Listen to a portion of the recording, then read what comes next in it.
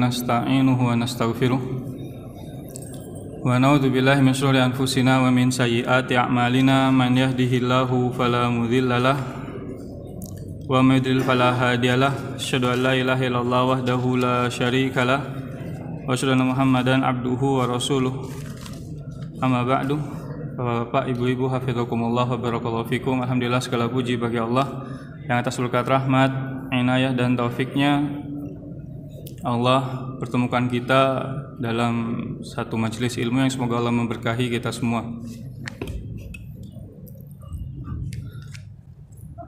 Sebelum itu ana ngelihat pengumuman meninggal dari saudara Sauki. Semoga Allah merahmati dan memberkahi beliau. Masih saudara juga, dua pupu sama saya. Insyaallah semoga Allah menjadikan ujian penyakit yang dideritanya sebagai penghapus dosa dan mengkaruniakan kepadanya jannah firdausil a'la. Amin ya rabbal alamin. Dan semoga Allah berikan kesabaran bagi keluarga yang ditinggalkan. Yang insyaallah pada pertemuan kali ini ana diminta buat ngisi fikih. Sebenarnya fikih ana berbeda dengan beberapa jamaah di sini. Dan ana 2 kali ngisi fikih dan 2 kali juga ribut. Jadi bingung. Karena fikih ini permasalahan yang selalu banyak pendapat di dalamnya. Ana mendalami fikih Syafi'i sudah 3 tahun dan akan bertambah 4 tahun lagi. Ya. Karena kuliah jarak jauh. Karena fikih Syafi'i yang dianut di negeri ini, mayoritas negeri ini. Dan anda tahu masjid ini tidak 100% berfikih Syafi'i. Kenapa anda belajar fikih Syafi'i? Karena mayoritas masyarakat kita bermadhab Syafi'i. Makanya nanti di sini anda tidak langsung masuk ke kitab, karena 2 masjid yang anda isi langsung masuk ke kitab, tidak lama ribut. Jadi bingung. Ya. Jadi anda kasih muqaddimah dulu kenapa kita belajar fikih dengan madhab Syafi'i. Belajar aja, mau diterapkan silahkan, tidak diterapkan silahkan. Kenapa kita pelajari? Supaya kita tahu ya, ini dasarnya apa. Ya, tidak pakai kitab besar-besar aja Pak, kitab tipis ya, kitab Safinatun Najah. Tapi kitab tipis ini diajari oleh anak belajar ke 3 syekh itu, yaitu Syekh dari Yaman, Syekh Salim Buhairi dari Mesir, dan terakhir Syekh Abdus Salam Syuair ya, dari Madinah. Tipis kitabnya, ulama Indonesia tapi mendunia, dan disyarah dijelaskan oleh Imam Syekh Nawawi Al-Bantani dengan kitab ini. Ya, kitab ini diakui oleh ulama-ulama dunia yang membuat ulama Indonesia. Ya, saya pakai kitab kecil dulu, mau lihat kalau ribut ya sudah berhenti. Ya. Males ribut-ribut sebenarnya. Ya, sebelum itu kita harus paham fikih madhab Syafi'i. Berarti ada 3 kata, ada fikih, ada madhab, dan ada Syafi'i. Fikih itu artinya faham. Ya. Wahlul 'uqdatam min lisani yafqahu qauli. Doanya Nabi Musa. Lepaskanlah ikatan di lisanku yafqahu qauli, supaya bisa paham ucapanku. Allahumma faqihhu fid din wa 'allimhu ta'wil. Ucapan Nabi mendoakan Abdullah bin Abbas, ya, mufassir hadhil ummah, sahabat Nabi, ya Allah, fahamkanlah dia din, agama. Jadi secara bahasa fikih adalah faham. Secara istilah syar'i, makna fikih adalah ilmu agama. Semua ilmu agama ini cabangnya luas. Ada akidah, ada fikih, ada hadis, ya, ada tafsir tentunya, dan banyak cabang lainnya. Bahkan ada ilmu jadal wal munadharah, ada ilmu debat. Jadi debat itu ada ilmunya Pak. Sebagian kita cuman copy paste aja debat-debat. Ya, padahal itu ada ilmunya, ada syaratnya. Bahkan ada sekolahnya di Dubai itu. Ya, salah satu gurunya adalah Ustadz Salman Ali dari Malaysia. Ada ilmunya. Berdebat itu harus ada syarat-syaratnya terpenuhi atau tidak. Makanya kalau debat-debat kusir malas. Kenapa? Tidak ada hasilnya, cuma nyari emosi aja akhirnya. Ya. Jadi secara syariat, makna fikih adalah ilmu agama secara umum. Man salaka tariqan yaltamisu fihi ilman sahalallahu bihi tariqan ilal jannah. Ya, makna ilmu agama semua fikih. Adapun salah istilah syariat, makna fikih adalah ma'rifatul ahkami syar'iyyah al-muktasabah min adillatiha tafsiliyah. Makna fikih itu secara istilah syar'i ya ilmu fikih. Ya. Ilmu fikih yang dipelajari secara umum. Yaitu ma'rifatul ahkami syar'iyyah, mengetahui hukum-hukum syariat. Al-muktasabah yang dihasilkan dari adillatiha tafsiliyah, dari dalil-dalil yang diperinci. Makanya ada satu dalil nanti bisa menghasilkan banyak pendapat. Dalilnya satu. Ya, wal mutallaqatu yatarabbasna bi anfusihinna thalathata quru. Orang-orang yang ditalak iddahnya 3 quru. Quru itu disebutkan maknanya adalah haid dan maknanya adalah nifas. Yang berpendapat makna quru adalah 3 kali haid, nunggu 3 kali haid. Yang berpendapat 3 kali bukan nifas, 3 kali haid atau 3 kali suci.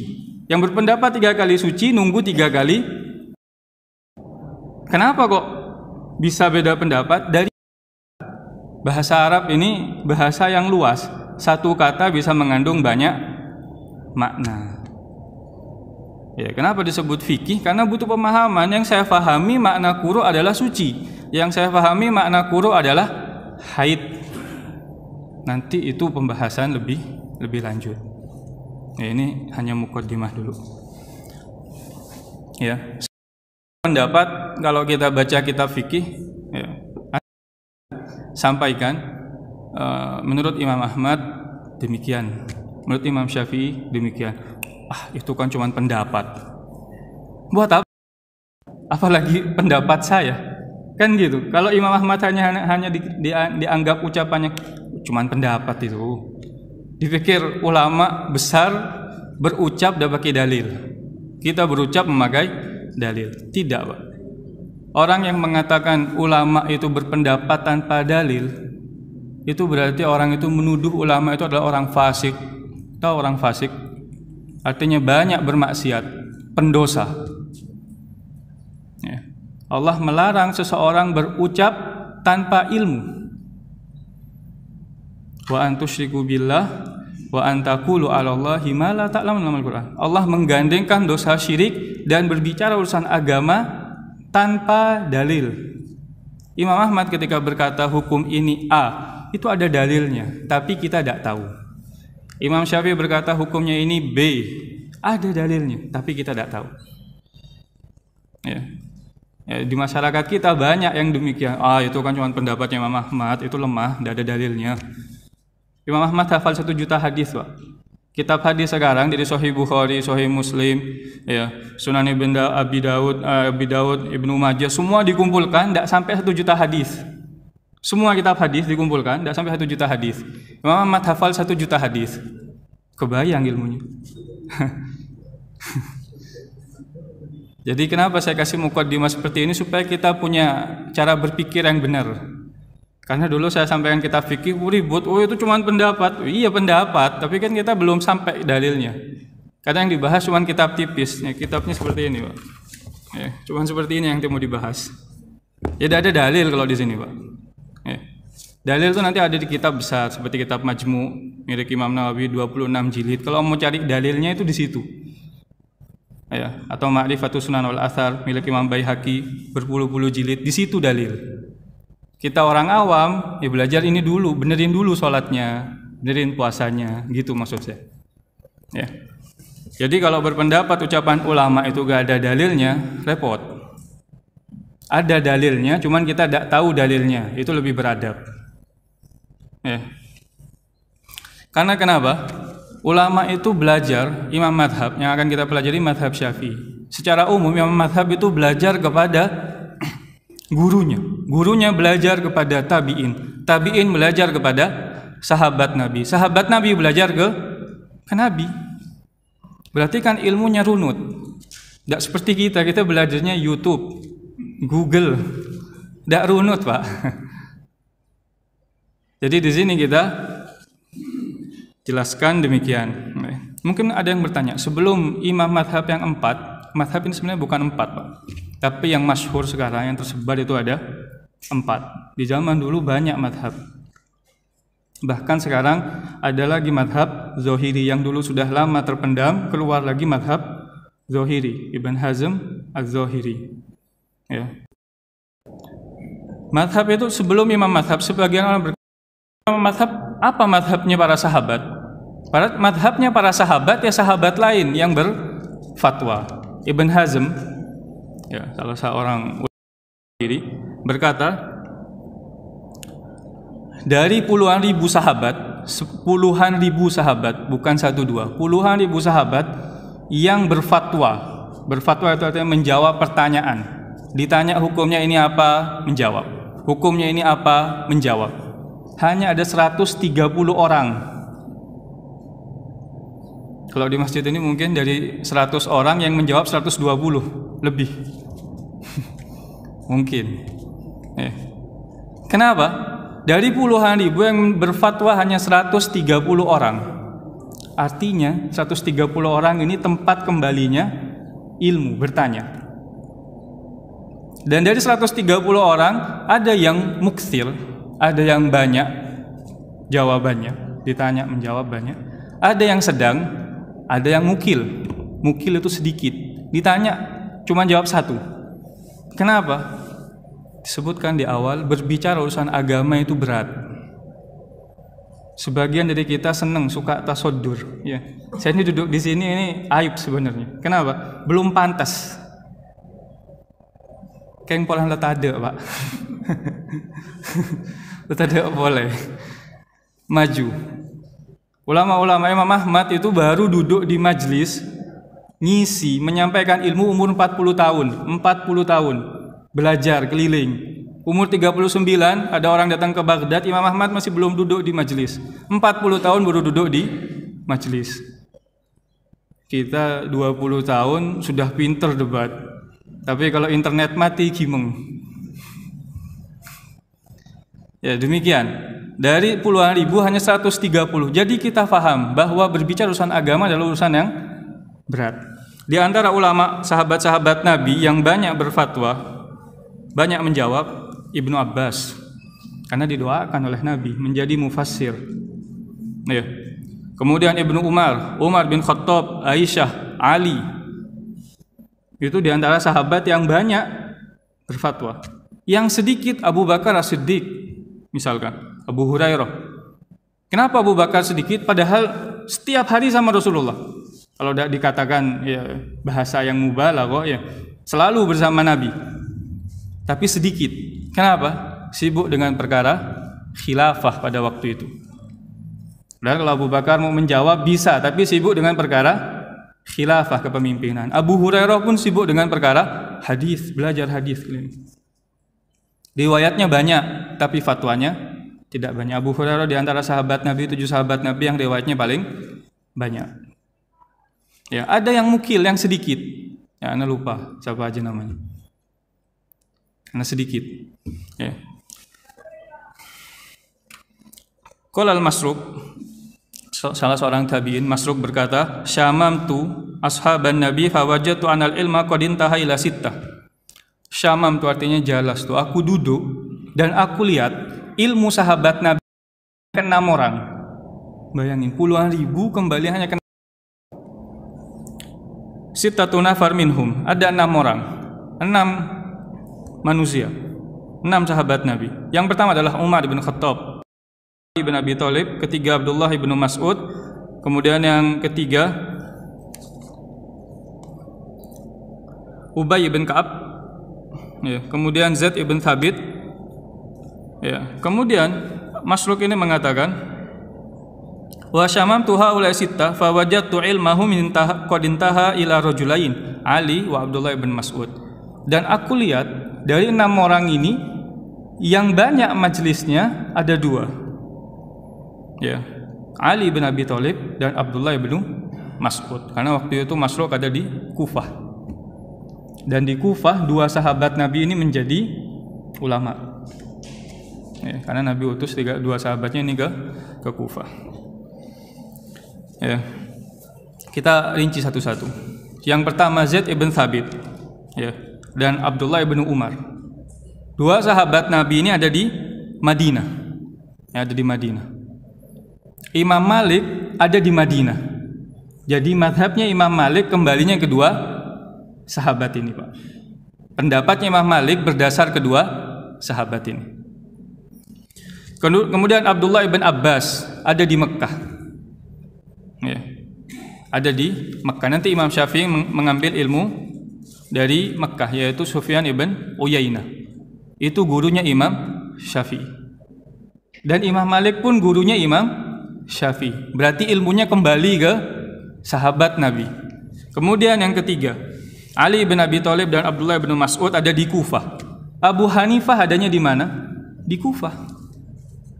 Berarti belajarnya ke siapa? Sahabat Nabi. Ya, ke tabi'in, kemudian ke sahabat Nabi. Jadi pemahaman mereka ketika menafsirkan 1-2 ayat, 3 hadis dan seterusnya itu berdasar ke pendapat para sahabat. Ya. Banyak, Pak, masalah fikih ini 3 tahun atau 4 tahun lalu saya duduk di sini, dulu saya pernah menyampaikan ada kitab Mausu'ah Kuwaitiyah ditulis oleh ulama 4 madhab yang ada di zaman sekarang, bikin kitab Mausu'ah Kuwaitiyah 50 jilid. Di situ disebut di muqaddimahnya, di kitab ini ada 2 juta pendapat ulama yang sepakat hanya 10%. 1.800.000 tidak sepakat. Kalau udah gitu berarti yang 1.800.000 sesat, kafir, ya enggak, Pak. Itu perkara ijtihadiyah. Makanya fikih ini luas dan juga luwes. Imam Ahmad rahimahullah, ada seseorang bertanya ke Imam Ahmad. Kemudian ditanya, "Wahai Imam Ahmad, apa hukumnya ini?" Dijawab oleh Imam Ahmad.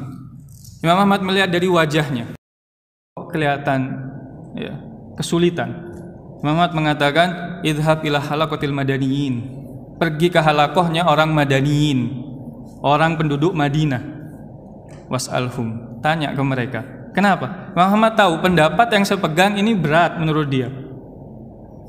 Tugas kamu tanya ke ulama yang di sana aja. Itu lebih gampang buat kamu. Padahal menurut Imam Ahmad yang gampang itu lemah. Yang kuat kan pendapat saya yang saya sampaikan. Tapi Imam Ahmad bilang pergi ke halakoh madaniyin. Artinya fikih ini luas. Yang penting ada rujukannya, ulama yang tepat, yang ahlus sunnah, bukan ulama zaman sekarang. Ya, sekarang kafir halal, Pak. Keluar semua hukum. Maka kembalinya ke ulama ahlus sunnah selama rujukannya benar, misalkan Imam Nawawi atau Ibnu Qudamah atau yang semisal lah, yang tanyalah ke mereka, yang antum tanya, maka selesai tugas antum. Karena kenapa? Orang yang tidak tahu itu diperintahkan oleh Allah untuk fas'alu ahla dzikri in kuntum la ta'lamun. Tanya kepada ulama kalau kalian tidak tahu. Tugas kita ini hanya bertanya, dijawab, selesai. Sebagian dari kita suka nanya, diamalkan enggak? Apa hukumnya? Dijawab. Oh, nanya yang lain. Apa hukumnya? Kok masih sama? Cari yang lain. Oh, gampang, dikerjain. Itu bahaya seperti itu. Nyari rukhsah. Ya, Imam Syafi'i rahimahullah, kita kembali belajar ke Imam Malik. Ya, Imam Malik itu sanad ilmunya. Imam Malik belajar ke Nafi'. Ya, Nafi' ini budaknya Abdullah ibnu Umar. Kemudian Nafi' belajar ke Abdullah ibnu Umar. Abdullah ibnu Umar belajar ke Umar bin Khattab. Jelas sanad ilmunya. Jadi pendapatnya Imam Malik berpendapat dengan pendapat ulama-ulama tadi. Kemudian Imam Syafi'i belajar ke Sufyan ibn Uyainah di Mekah. Juga belajar ke Imam Malik di Madinah. Imam Syafi'i hafal Muwatta. Ya. Saya belajar Muwatta tidak selesai-selesai. Imam Syafi'i udah hafal. Ya, hafal Quran, hafal Muwatta, sampai Imam Malik terkagum-kagum dengan ilmunya. Kemudian Imam Syafi'i juga pergi ke Kufah karena Abu Hanifah telah meninggal tahun 150 Hijriah. Ada muridnya Muhammad ibn Hasan. Imam Syafi'i belajar ke Muhammad ibn Hasan, muridnya Imam Abu Hanifah langsung. Jadi Imam Syafi'i punya 3 madrasah ilmu. Ya, dari Imam Malik, Sufyan ibn Uyainah dan Muhammad ibn Hasan. Imam Ahmad lebih lagi keliling dunia. Beliau mengatakan, aku mengelilingi dunia 2 kali. nyari ilmu hadis. Makanya beliau hafalan hadisnya luar biasa. 1 juta hadis, Pak. Jalan kaki, Pak, keliling dunianya, Pak.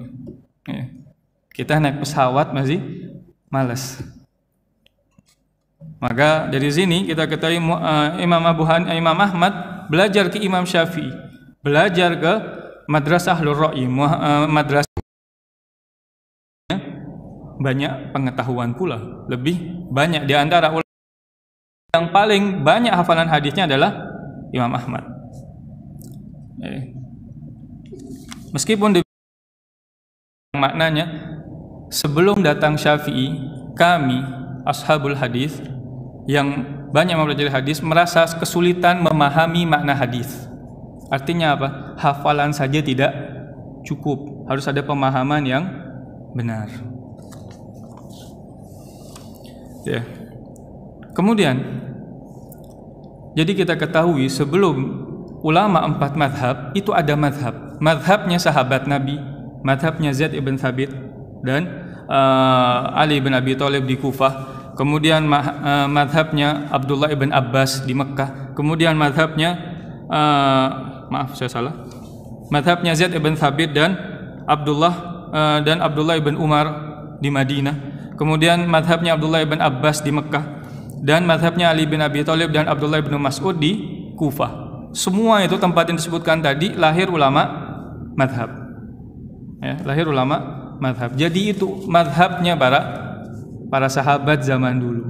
Kemudian baru ada 4 madhab yang menguatkan lagi ucapan Ali bin Madini. Ali bin Madini ini adalah muridnya Imam Bukhari rahimahullah. Seleting, Pak, sama Imam Ahmad.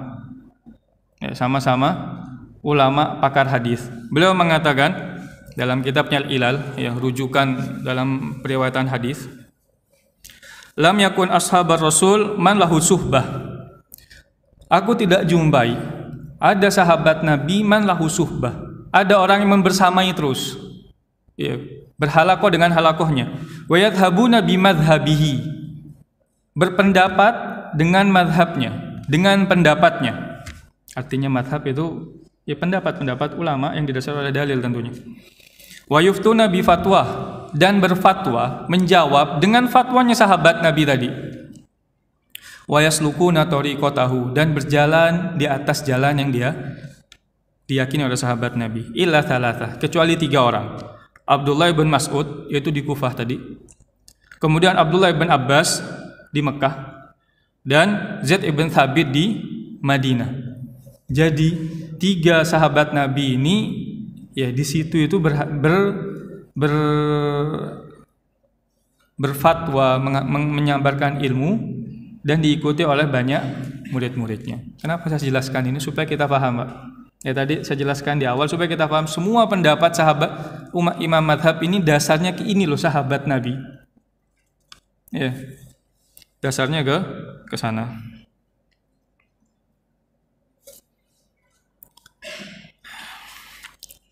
Ada sebuah kisah Imam Malik rahimahullah suatu waktu menulis kitab Muwatta yang disebutkan tadi. Kemudian Imam Malik didatangi oleh Harun ar-Rasyid. Zaman dulu ulama didatangi khalifah, bukan ulama yang datang ke khalifah. Ulama bukan datang ke pemimpin, tapi pemimpin ke ulama. Karena ulama zaman dulu dimuliakan.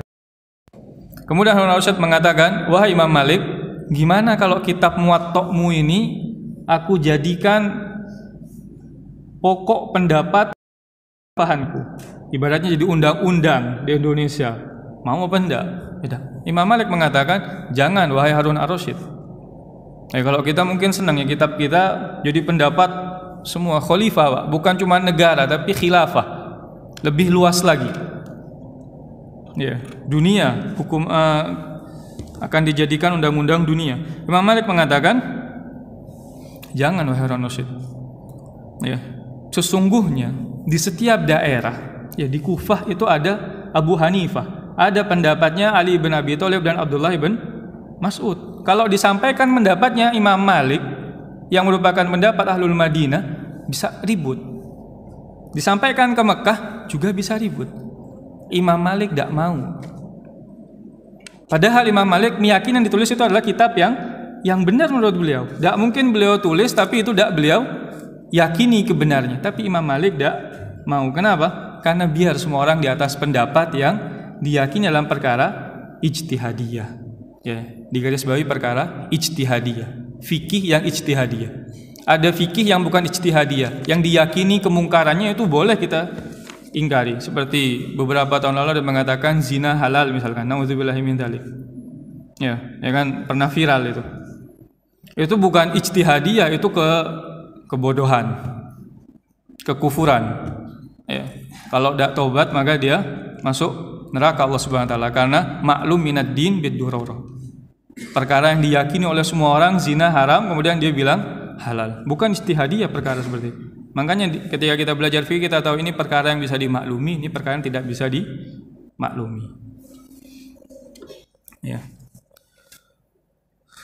Abdullah bin Mas'ud ketika sholat maka beliau ngelihat Nabi sholat. Ya. Kemudian juga Ibnu Umar, ulama Madinah, sahabat Nabi, ketika sholat berpendapat sholat sebagaimana beliau lihat Nabi sholat. Kenapa kok 4 mazhab ini banyak perbedaan masalah sholatnya? Imam Syafi'i taruh di antara dada sama pusar, Imam Ahmad taruh di bawah pusar, Imam Malik irsal. Kok beda semua? Ya. Karena itu yang mereka lihat. Itu yang mereka lihat Nabi. Kok Nabi beda-beda? Ya itu sahabat Nabi yang ngomong. Kita kan kembalinya agama ini kepada Nabi dan para sahabatnya. Selama sudah kembali ke mereka, gugur Pak kewajibannya. Bukan kewajiban kita, oh enggak, Nabi enggak gitu, Nabi gini. Iya sama-sama ada kok. Imam Ahmad membawakan 4 pendapat dalam pendapat beliau. Beliau berpendapat yang pertama naruh tangan di bawah pusar. Yang kedua di bawah dada. Ya, di bawah sini, Pak. Iya. Yang ketiga di antara pusar sama bawah dada. 3 pendapat yang beliau bawakan dan kemudian beliau membawakan 1 pendapat lagi berkata naruh tangan di dada itu makruh. Padahal beliau meriwayatkan hadisnya. Ya. Jadi kalau kita sekarang berpendapat tangan di dada, ya seperti ini, ikut pendapatnya Syekh Albani rahimahullah misalkan, itu menurut Imam Ahmad makruh. Tapi kita amalkan karena kita yakin ini yang benar. Tapi kalau kita debat sama ulama-ulama yang berpendapat di bawah pusar, tetap kalah, Pak. Ya. Hadisnya sama. Ini fikih. Ya, mungkin kita bakalan kaget makdaya. Makanya dalam permasalahan fikih kita ini bukan debat. Sering kita ini rebat dalam permasalahan fikih. Tak remare, Pak. Bapak bisa bawa 1 pendapat yang Bapak yakini kebenarannya, semua hadisnya bawa, pendapat ulamanya bawa, diskusi sama saya. Meskipun saya berpendapat dengan pendapat yang Bapak yakini, saya bisa balik kalau pendapat itu lemah. Saya carikan pendapat yang sebaliknya. Karena itu fikih. Itu fikih. Ada kemarin. Sering kita ribut di masyarakat kita hanya masalah fikih. Permasalahan fikih kita ribut. Ayo apa kejadian yang sering ribut di masyarakat? Mesti larinya ke fikih. Bukan masalah akidah, bukan masalah syirik. Kebanyakan masalah fikih. Padahal banyak kesepakatan yang bisa disepakati dibanding perselisihan yang harus diperselisihkan. Ya. Contoh lain, ya. Azan yang 5 waktu ini, Pak, yang semua dengar, itu pun ada beda pendapat. 5 kali sehari didengar, ada beda pendapat. Adanya ahlul Madinah sama ahlul Mekah berbeda. Mak bisa. Yaitu fikih.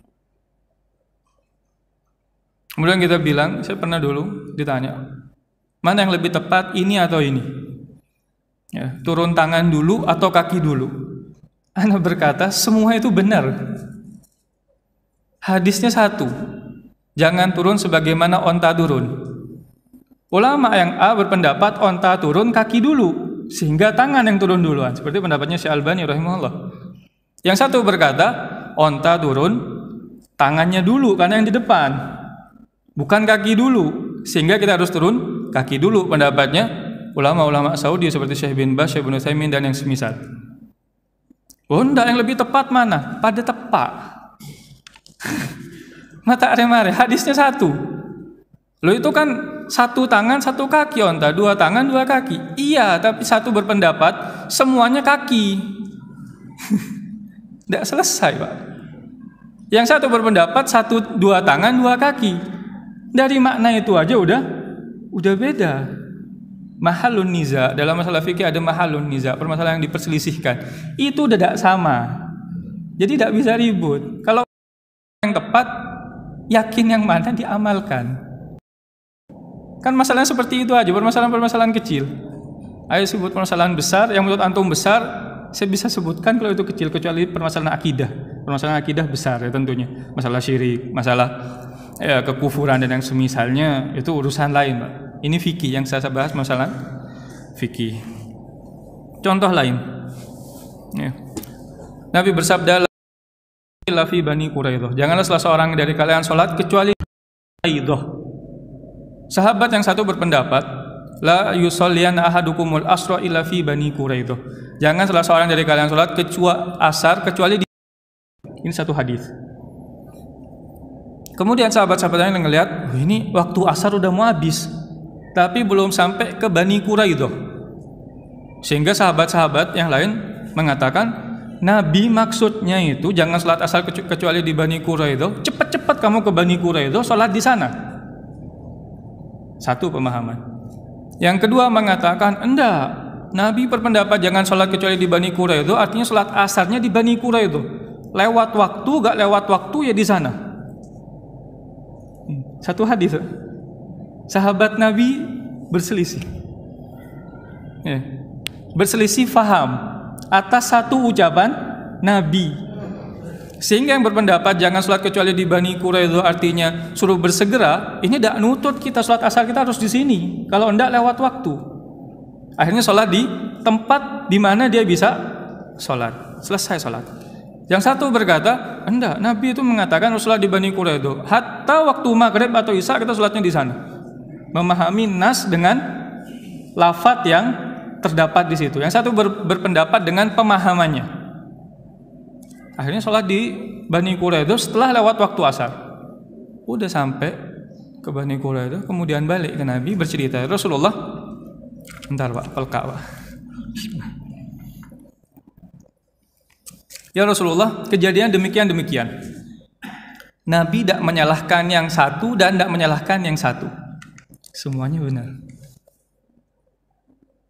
Kenapa? Yang satu berpendapat dengan pemahamannya. Artinya kita tidak boleh sholat lewat waktu. Yang satu berpendapat dengan lafaz hadis yang zahir hadisnya.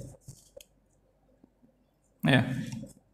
Jadi kalau orang berpendapat masalah fikih harus sama dengan pendapatnya, itu repot, Pak. Karena dari zaman Nabi udah ada perbedaan pendapat, zaman sahabat, zaman tabi'in lebih-lebih lagi, apalagi zaman kita sekarang. Ya, tak ketemu Pak, tak bakal ketemu dalam permasalahan ijtihadiyah. Ya. Kemudian mungkin ada yang bertanya lagi, Ana sampai catat ya, saking banyak kejadian-kejadian, jadi Ana sampaikan di sini supaya ada gambaran. Mungkin ada yang berkata, apakah pendapat Imam Syafi'i benar semua? Apakah pendapat Imam Ahmad benar semua sehingga kita harus belajar mazhabnya? Apakah pendapat Imam Abu Hanifah benar semua? Ya. Kita katakan tidak semua. Kalau orang mengatakan pendapat Imam Syafi'i dari A sampai Z benar semua, itu orang bodoh. Orang yang berkata pendapatnya Imam Ahmad dari A sampai Z benar semua, itu orang jahil, orang bodoh.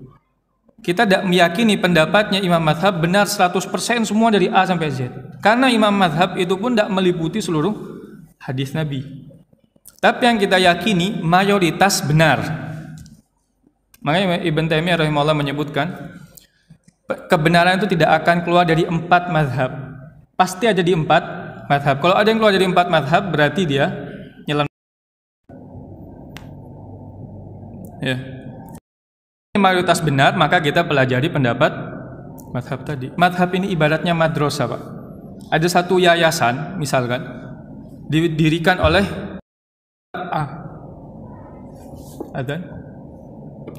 Ustadz A mendirikan satu yayasan. Kemudian muridnya nambahin sampai jadi sekolah yang benar-benar luar biasa.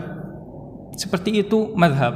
Dari pendapat Imam Syafi'i, kemudian ada muridnya Imam Muzani, ya, Imam Buwaiti dan yang semisalnya terus.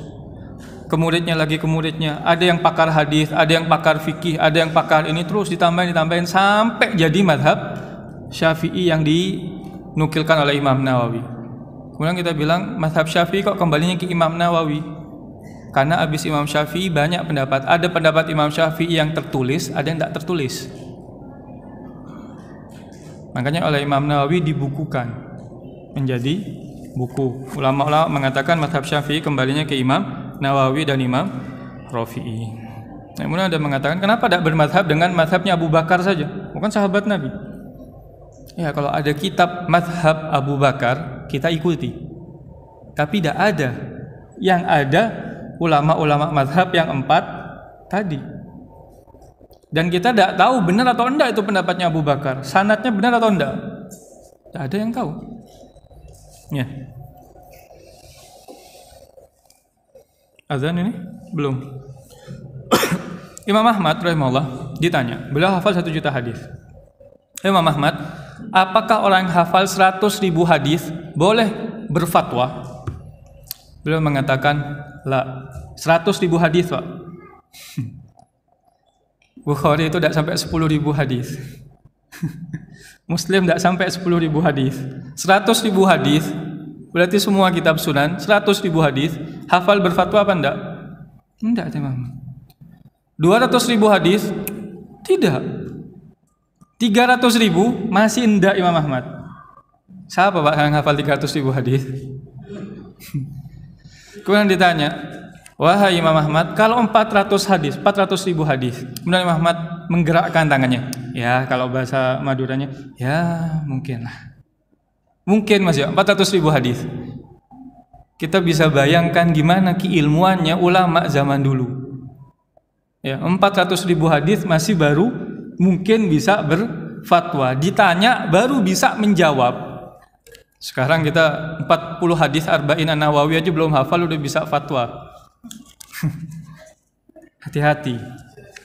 Makanya berbahaya berbicara urusan agama. Saya berkali-kali sampaikan kalau ditanya, saya sering bilang enggak tahu, tanya yang lain. Kenapa? Takut, Pak.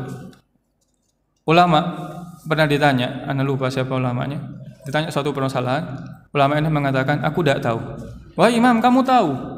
Kemudian kamu ingin menjadikan diriku sebagai jembatan masuk surga di antara neraka dan surga. Artinya apa? Ulama ini menjadi perantara supaya masuk neraka dan orang ini bisa loncat masuk surga. Saking beratnya berbicara urusan agama. Ya. Kemudian ulama-ulama mazhab mengatakan jangan taklid kepadaku. Ya, tentu. Ulama ini, Imam Syafi'i mengatakan la tuqallidni wa la tuqallid Malikan dan seterusnya. Jangan taklid kepadaku, jangan taklid kepada Malik dan seterusnya. Taklid itu, Pak, bisa boleh, bisa gak boleh. Gak boleh bagi ulama yang sudah sampai derajat mujtahid. Menjadi boleh bagi orang yang belum sampai derajat mujtahid. Itu dibahas dalam kitab usul fikih paling akhir. Bisa jadi orang melarang taklid secara mutlak itu belum selesai belajar kitab usul fikih. Karena kenapa? Ulama-ulama semua mengatakan boleh taklid ketika darurat. Daruratnya apa? Misalkan mujtahid yang satu belum mempelajari dalil, kepepet, harus menjawab, ikut pendapat ulama yang dia yakini. Boleh.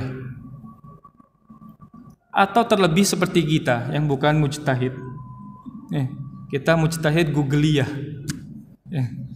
Atau mujtahid facebookiyah mungkin. Yang kerjanya cuman seperti itu. Itu boleh taklid. Ya.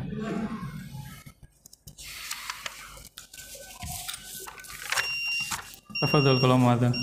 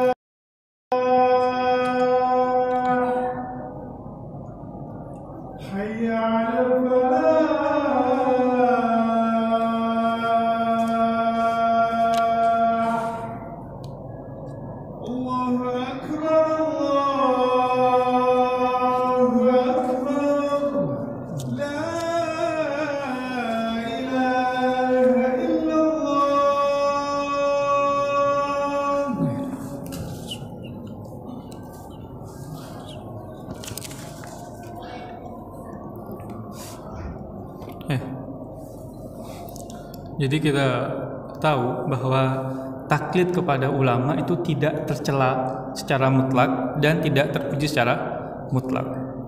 Ali bin Madini yang tadi kita sebutkan di awal, gurunya Imam Bukhari rahimahullah, mengatakan Ahmad ibn Hanbal hujjatun baini wa bainallah.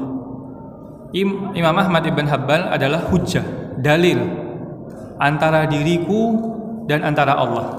Maksudnya apa? Aku ikut pendapatnya Imam Ahmad, padahal gurunya Imam Bukhari, Pak. Gurunya Imam Bukhari mengatakan, aku ikut pendapat Imam Ahmad. Cukup ucapan Imam Ahmad itu sebagai dalil buat diriku dan antara Allah.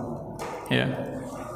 Jadi demikian. Bahkan Imam Syafi'i rahimahullah, Imam Ahmad pernah ditanya, wahai Imam Ahmad, bukankah hadisnya itu lemah?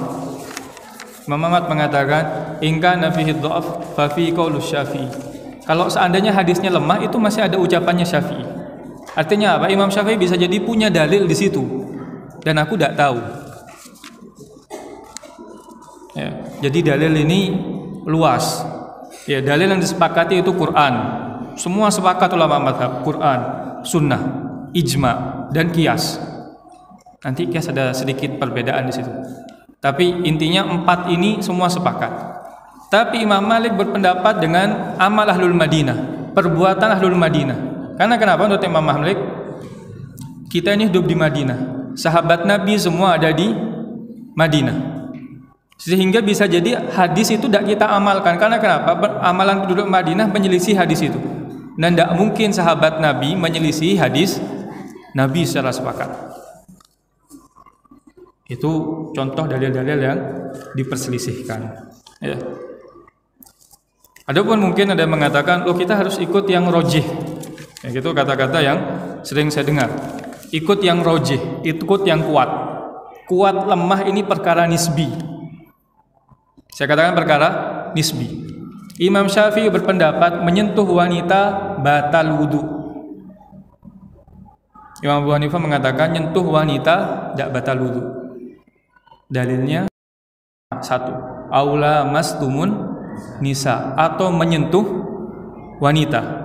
Imam Syafi'i ini, Pak, kalau dalam kita belajar ilmu bahasa Arab, Imam Syafi'i ini ucapannya sebagai dalil.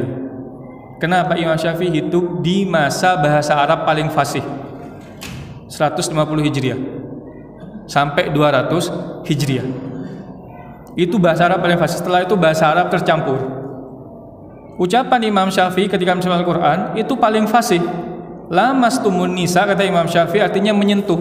Makanya di masyarakat kita dan di kitabnya nanti mengatakan menyentuh wanita batal wudu. Tidak bisa kita katakan, oh lemah. saya kuat benih menyentuh, tapi berhubungan suami istri. Itu pendapatnya Imam Abu Hanifah. Karena makna lamastumun nisa, kata Imam Abu Hanifah, ziyadatul mabna ziyadatul makna. Dengan ditambah alif lamastumun nisa, itu maknanya bukan sekedar menyentuh, bukan mula masa. Sama-sama dalilnya, tapi berbeda. Jadi perkara rojih kuat itu nisbi. Bisa Bapak kasih pendapat yang menurut pendapat Bapak itu rojih.